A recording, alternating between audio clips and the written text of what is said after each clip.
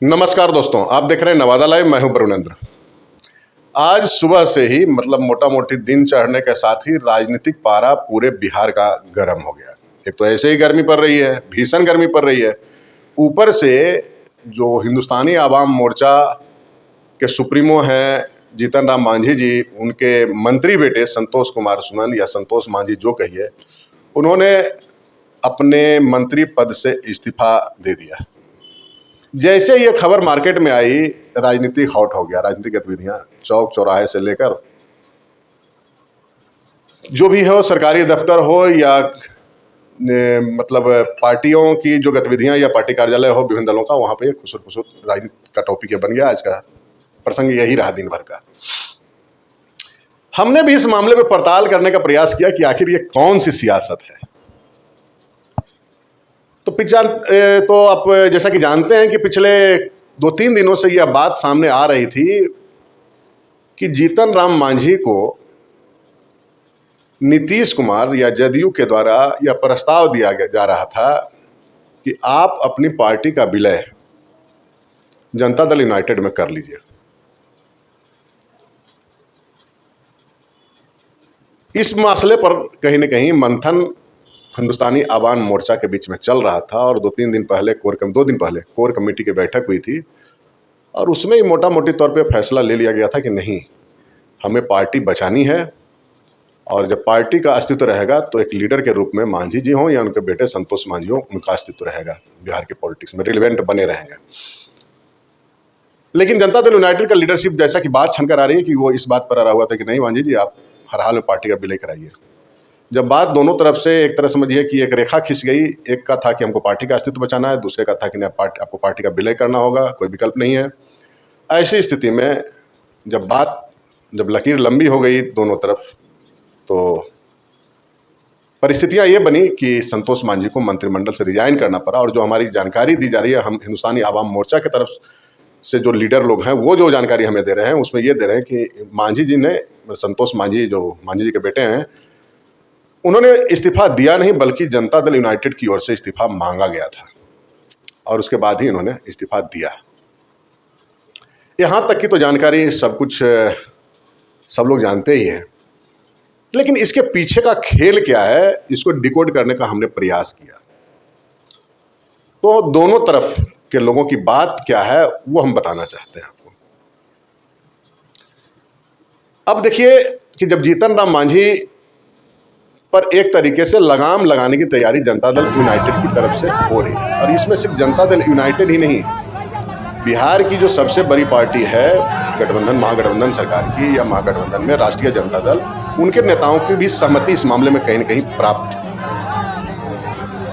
दरअसल जीतन राम मांझी की बयानबाजियां कहीं न कहीं या महत्वाकांक्षा कहीं न कहीं महागठबंधन के अंदर के जो नेता हैं उनको असहज कर रहा था, परेशान कर रहा था। महागठबंधन दलों के नेताओं जो हमारी कुछ बात हुई उसमें ये बात आई, इससे 2-3 बात तो कॉमन है कि जैसे वो बार बार कहीं न कहीं दोहरा देते थे जीतन राम मांझी कि मेरा बेटा तेजस्वी से ज़्यादा काबिल है, ज़्यादा पढ़ा लिखा हुआ है। राजद के नेता हो या जदयू के नेता हो या कोई भी बिहार वासी इस बात को समझते थे कि स्वाभाविक है कि संतोष मांझी के पास डिग्री ज़्यादा है, प्रोफेसर हैं, नेट क्वालिफाई हैं, डॉक्टर हैं, डॉक्टरेट किए हुए हैं। लेकिन जीतन राम मांझी की यह बात ज़्यादा लोगों को चुभ जाती थी। काबिलियत पर कोई बहुत बड़ी बात नहीं है, काबिल तो एक से एक लीडर हो सकते हैं, लेकिन वो सीएम और डिप्टी सीएम नहीं बन पाते हैं या बड़े राजनीतिक बड़े पद पे नहीं जा पाते हैं। काबिलियत होना एक अलग चीज़ है। लेकिन जीतन राम मांझी जो बार बार कहते थे कि 8वां पास, डिप्टी सीएम तेजस्वी यादव के लिए जो 8वां पास का जिक्र करते थे, ये कहीं ना कहीं राजद हो या जदयू हो या महागठबंधन हो, उसको ज़्यादा टीसता था। खास करके राजद को तो इस बात का टीस होना स्वाभाविक है। तेजस्वी यादव से ज़्यादा पढ़े लिखे हैं, काबिल हैं संतोष मांझी, यह सामान्य बात है, यह बात कोई भी कह सकता है, यह कोई बड़ी बात नहीं थी। हालांकि महागठबंधन के अंदर कहीं इतनी बात भी असहज करने वाली खासकर तेजस्वी यादव के लिए जरूर थी, लेकिन उसको लोग किसी प्रकार से पैचअप या एक्सेप्टेंस कर लेते थे या चाहते थे चलो मांझी जी की ये आदत है बोल देते हैं। लेकिन जो 8वीं पास जो लगे हाथ दोहरा देते थे जीतन राम मांझी, वो बात कहीं ज़्यादा चुभती थी। तो एक तो मसला ये था कि आरजेडी जो सबसे बड़ा घटक दल है उसको कहीं ना कहीं मांझी जी का महागठबंधन में रहते हुए इस टाइप का बयानबाजी करना उसको असहज करता था, अच्छा नहीं लगता था, पचा लोग नहीं पा रहे थे। दूसरी बात थी कि जीतन राम मांझी की महत्वाकांक्षा 5 सीट और 7 सीट पार्लियामेंट का चाहिए, वो भी pick and choose. Pick and choose का ऐसा ही है कि नवादा चाहिए, गया तो था ही, पहला प्राथमिकता गया, फिर नवादा, जमुई, इस टाइप से, मतलब कहीं न कहीं मगध के आसपास के इलाकों का ही वो 5 सीट, 7 से 5 पर आए थे, 5 से नीचे भी आ रहे थे, 3 पर भी आते, तो कहीं न कहीं नवादा, गया और जम्मू, ये सब मगध के आसपास के इलाके का ही पार्लियामेंट्री सीट को खोज रहे थे। अब ऐसे में महागठबंधन के लोगों को असहज हो रहा था कि इन्हें किस प्रकार समझाया जाए। लगता है पिछले 1 सप्ताह से इस मामले पर निर्णायक कदम बढ़ाने की ओर महागठबंधन का लीडरशिप था, और मांझी जी से इसीलिए बात किया जा रहा था। मांझी विजय कुमार चौधरी मंत्री को इस मामले में पैचअप करने के लिए लगाया गया था। फिर मांझी जी और उनके विधायकों की मुलाकात नीतीश जी से हुई थी, जो मीडिया रिपोर्ट्स वगैरह में छन कर आ रही है। और अब तो संतोष मांझी भी बहुत कुछ खुल करके बोले हैं मंत्री पद से रिजाइन देने के बाद। तो कहीं न कहीं इस बात का ये था कि नहीं, आपको जो है सो बेहतर हो कि जदयू में विलय आप कर जाएं, उसके बाद 3 सीट 5 सीट अगर दिया भी जाएगा तो कोई दिक्कत नहीं, लड़ेगा तो जदयू ही लड़ेगा ना, हम पार्टी तो होगा नहीं, गठबंधन की बात होगी, क्योंकि गठबंधन में 7 दल है, तो सबको 5-5 सीट देना मतलब मुश्किल है। अगर आपको देते हैं, 4 MLA के पार्टी को अगर देते हैं तो खैर ये बात हो गई। लेकिन जब बात नहीं बनी तो अंततः ये कहा गया कि तो आप रिजाइन दीजिए। तो कहीं न कहीं रिजाइन मांझी जी के बेटे का लिया गया, या जो भी हो दबाव में मांझी जी के बेटे ने दिया और पार्टी बचाने को प्राथमिकता दिया, और इस प्रकार मंत्रिमंडल से बाहर। अब देखिए, रिजाइनेशन के बाद सियासत तो सियासत होता है। एक तो अंदर खाने की बात ये बताया कि कहाँ महागठबंधन असहज कर रहा था तेजस्वी यादव के मुद्दे पर, सीट के मसले पर। इसके बाद अलावा एक और मुद्दा था, शराबबंदी वगैरह पर भी कुछ न कुछ गलत बयानबाजी वगैरह किया करते थे।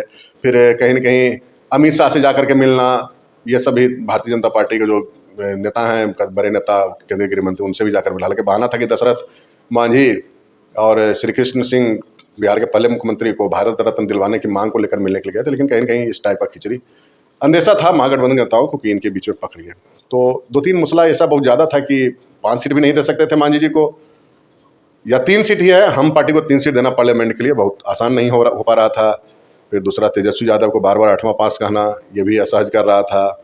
शराबबंदी से लेकर के अन्य मुद्दे पर लगातार कुछ न कुछ बयानबाजी करना, वो असहज कर रहा था। इसके अलावा अमित शाह से मिलना, जो इस अमित शाह को कहीं न कहीं महागठबंधन के लीडर लोग जो हैं फूटी कौड़ी देखना पसंद नहीं करते हैं, राजनीतिक शत्रुता इस कदर है, उनके साथ गलवैयाँ मारना, तो ये सब बातें चल रही थी। अब जब एक तरह से समझिए कि दूरी बढ़ गई, तो उसके बाद लेकिन देखिए कितना सधा हुआ दाव अब भी मांझी के लोग खेलना चाह रहे हैं, उनकी पार्टी के। रिजाइन देने के बाद जब मीडिया से रूबरू हुए तो संतोष मांझी का ये कहना कि हम तो अभी भी महागठबंधन में बने हुए हैं।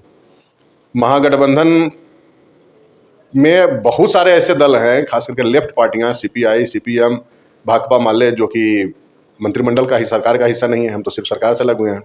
अब महागठबंधन के नेताओं को देखना है कि वो हमें पार्टी के तौर पे मान्यता देते हैं कि नहीं देते हैं, क्योंकि पूरे देश के लेवल पे जो अपोजिशन है उसका एक बड़ा बृहद बैठक 23 जून को बिहार में होने जा रहा है, पटना में। इसके अलावा ये सब तो सामान्य सी बातें दिख रही है, और आने वाले दिनों में किस प्रकार से आक्रामकता, अगर हिंदुस्तानी आवाम मोर्चा को महागठबंधन से अलग है, ये एक तरह से ये अभी स्ट्रेटजी चल रही है हमारी, जो समझ के आती है कि जीतन राम मांझी और उनका कुनबा, मतलब पार्टी का कुनबा, राजनीतिक कुनबा, ये चाह रहा है कि महागठबंधन ही हमको आउट कर दे। अभी वो कहेंगे कि महागठबंधन, लेकिन कुछ ना कुछ इस प्रकार की गतिविधियां होती रहेगी पार्टी में कि उनको ये हो कि इन्हें हमको जानबूझ करके महागठबंधन के लोगों ने हमारे वजूद को ही समाप्त करने का प्रयास किया, और हमें अंततः बाहर भी कर दिया, मंत्रिमंडल से बाहर हो चुके हैं।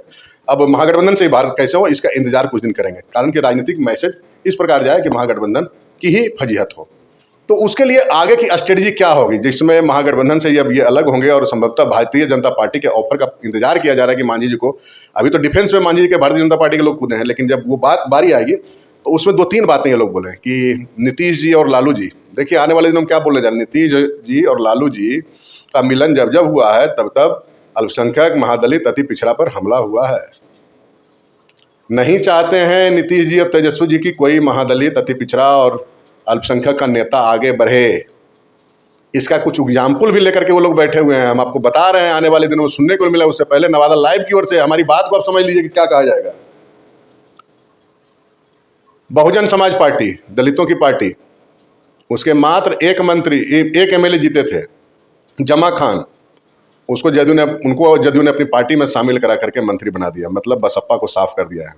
लोजपा, रामविलास पासवान की पार्टी के एकमात्र MLA, जो बेगूसराय के किसी सीट से मटिहानी सीट से जीते थे, राजकुमार सिंह, उनके एक एमएलए को तोड़ के जदयू ने अपनी पार्टी में मिला लिया।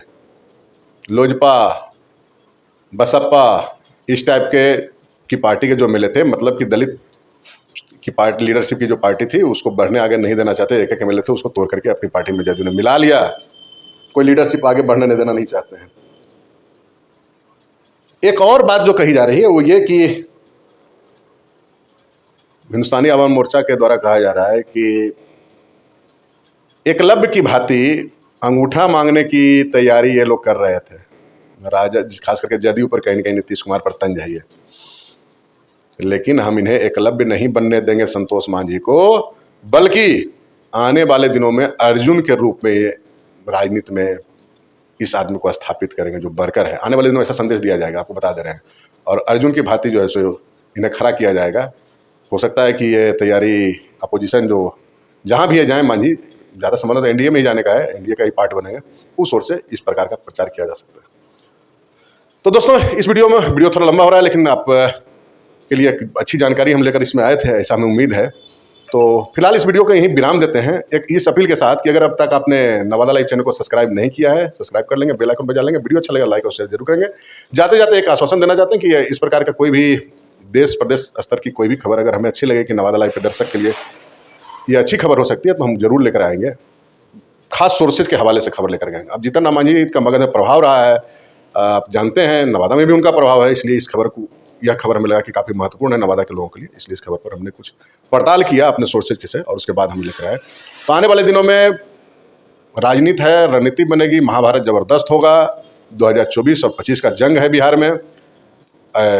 पूरी तरह से जो है एक तरफ से ये 2024 और 25 में नए सिरे से काफ़ी कुछ मथा जाएगा, तो उसमें बहुत कुछ अमृत भी निकलेगा, विष भी निकलेगा। तो इंतजार कीजिए किसके पाले अमृत जाएगा, किसके पाले विष। हम समय समय पर आपके सामने उपस्थित हो रहेंगे इस प्रकार की खबर लेकर। नमस्कार।